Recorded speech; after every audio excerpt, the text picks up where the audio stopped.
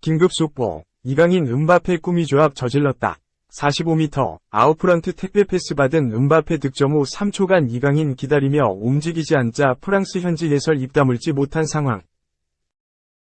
이강인이 현지 매체로부터 호평을 받았다. PSG 소식통인 미디어 파리지앵은 30일 이하 한국 시간 이강인은 킬리안 음바페의 어시스트를 담당하고 있다. 그의 우아함과 기술은 PSG의 플레이 메이킹에 엄청난 도움이 되고 있다.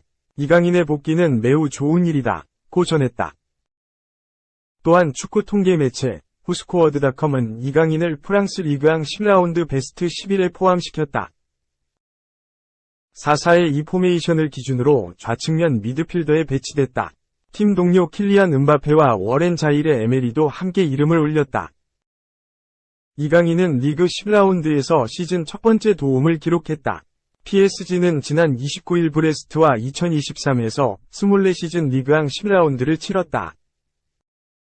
결과는 3에서 2승리. PSG는 이번 승리로 리그 3연승과 함께 2위로 올라섰다. 이날 PSG는 4-3-3 포메이션을 사용했다.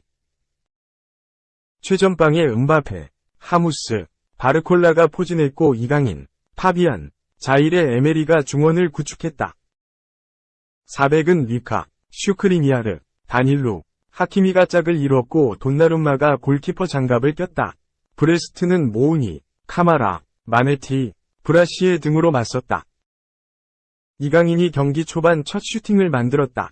전반 3분 음바페의 패스를 받은 이강인이 왼발 슈팅을 시도했지만 골키퍼 선방에 막혔다. 이어 바르콜라가 세컨볼을 슈팅으로 연결했지만 힘이 제대로 실리지 않았다. PSG가 몰아쳤다. 전반 6분 바르콜라의 패스를 받은 에메리가 강력한 슈팅을 날렸지만 골키퍼에게 막혔다. 결국 PSG는 전반 16분 만에 터진 에메리의 선제골로 리드를 잡았다. 그리고 전반 28분 추가골을 만들었다. 활발한 몸놀림을 보이던 이강인의 발끝에서 골이 나왔다. 역습이 진행됐고 이강인이 좌측면으로 침투하는 음바페를 향해 정확한 아웃프런트 패스를 보냈다. 이를 받은 음바페는 그래도 문전으로 질주한 뒤 골망을 흔들었다. 득점 후 이강인이 음바페에게 달려가 품에 안겼다. 이강인이 PSG에 입단한 뒤 국내 축구 팬들이 기대했던 모습이었다. 이강인은 올여름 PSG에 입단했다. 어린 시절 발렌시아 유소년 아카데미에 합류해 화제를 모았고 그곳에서 1군 데뷔전을 치렀다. 그러나 이후 출전 기회를 얻지 못하며 마요르카로 이적했다. 이강인은 지난 시즌 엄청난 존재감을 뽐냈다. 발렌시아 시절과 비교해 출전 시간이 대폭 늘어났다. 리그 36경기를 소화했고 선발로 33차례 출전했다. 그리고 6골 6도움을 올렸다. 이에 가치가 폭등했다. PSG가 관심을 드러냈고 영입에 성공했다. 프리시즌 첫 경기부터 이강인이 모습을 드러냈다. 르 아브르전에서 선발 출전해 좋은 활약을 보여줬다. 하지만 얼마 뒤 부상으로 교체됐다. 허벅지를 만지며 그라운드를 빠져나갔다. 다행히 부상 상태는 심각하지 않았다. 아시아 투어 명단에 포함됐다. 이강인은 일본 일정 도중 훈련에 복귀했다. 일본에서 치른 3경기는 모두 결장했지만 전북 현대와의 친선 경기에서는 후반 교체로 투입됐다. 부상 여파로 프리시즌 대부분 기간 결장했음에도 불구하고 2023에서 24시즌 프랑스 리그앙 개막전에 선발 출전했다. 긍정적인 인상을 남긴 뒤 이어진 2라운드까지 연속 선발로 나서는데 성공했지만 다시 부상을 당했다. 한 달가량 그라운드를 떠나 있었던 이강인은 복귀 후 대표팀 일정을 소화했다. 먼저 9월 중순 2022 항저우 아시안게임에 차출됐다. 조별리그 3차전부터 출전하기 시작한 이강인은 결승전까지 꾸준하게 경기를 뛰며 한국의 대회 3연속 금메달에 보탬이 됐다. 그 다음은 위르겐 클린스만호에 합류해 10월 A매치 2경기를 치렀다. 이강인은 튀니지, 베트남을 상대로 뛰어난 활약을 펼쳤다. 먼저 튀니지를 상대로 환상적인 프리킥 골로 데뷔골을 터뜨렸고 몇 분 뒤 멀티골까지 신고했다. 베트남과의 경기에서도 한 골 1도움을 올렸다.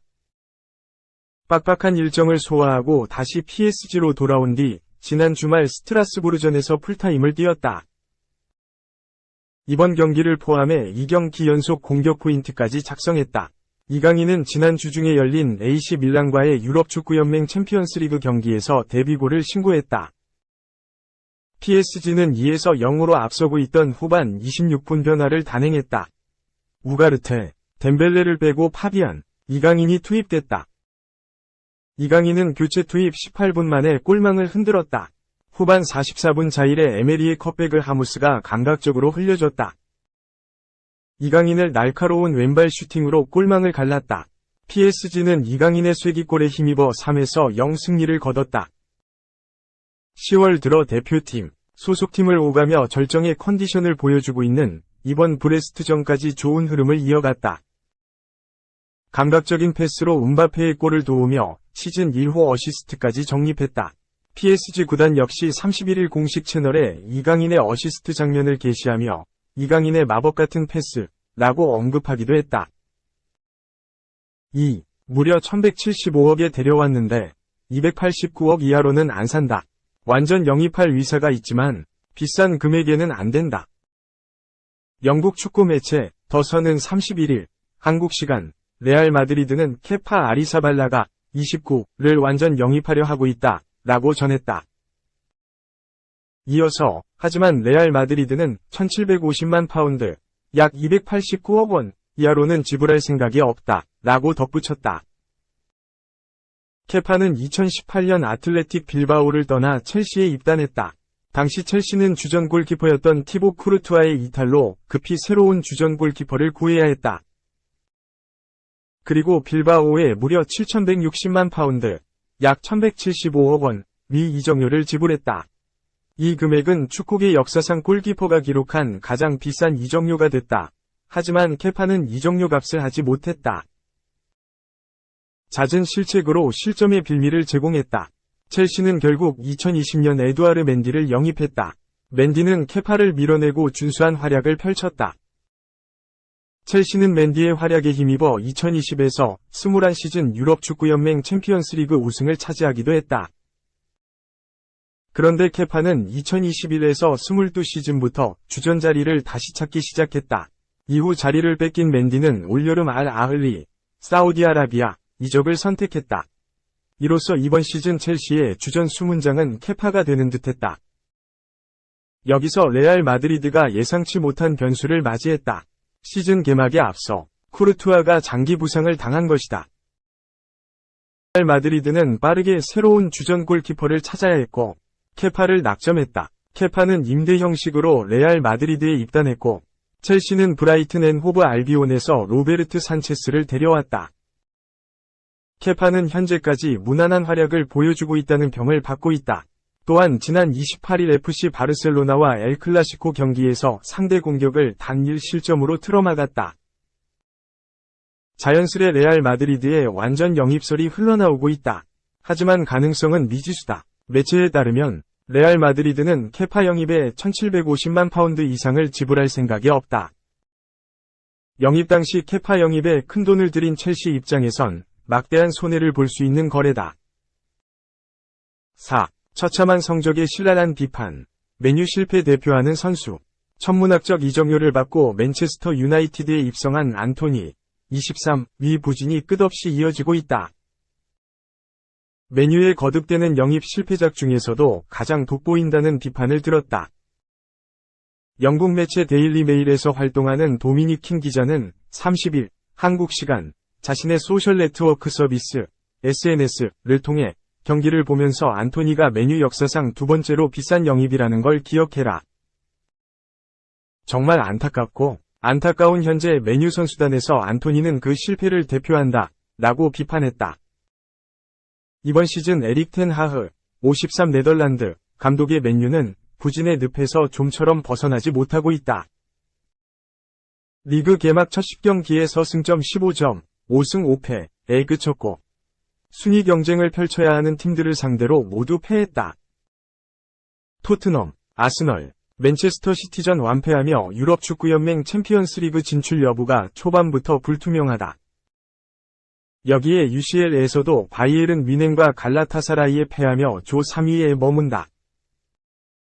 최약체인 코펜하겐을 상대로도 졸전 끝 1에서 0으로 승리하는 등 돌파구를 찾지 못했다. 이런 메뉴가 지난 여름 투자한 이적료만 2억 400만 유로, 약 2,923억 원에 달한다.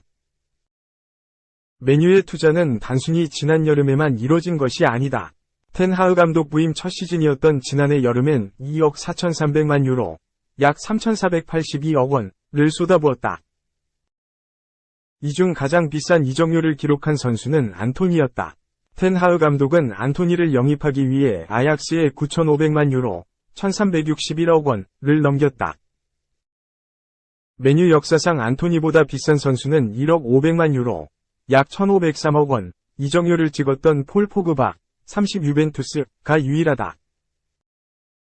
안토니는 아약스에서 브라질 출신 다운 기술과 날카로운 왼발킥 능력을 바탕으로 재능을 나타냈지만 프리미어리그에선 그의 장점이 통하지 않는다.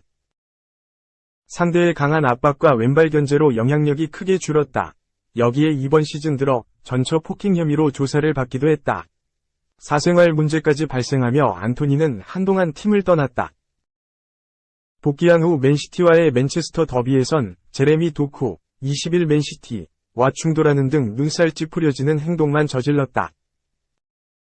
이를 본 게리 네빌, 48 잉글랜드은 중계 도중 정말 말도 안 되는 행동이다. 나라면 퇴장을 줬을 것이다. 안토니가 한 행동은 정말 이해할 수 없고 당혹스럽다 라고 쓴소리를 남겼다. 2022년 여름 메뉴 유니폼을 입은 안토니는 지난 시즌 44경기에 나서 8골 3도움으로 이적료에 비해 부진한 첫 시즌을 보냈다. 이번 시즌엔 부진이 더욱 심해져 출전한 9경기에 서단 1개의 공격 포인트도 올리지 못했다.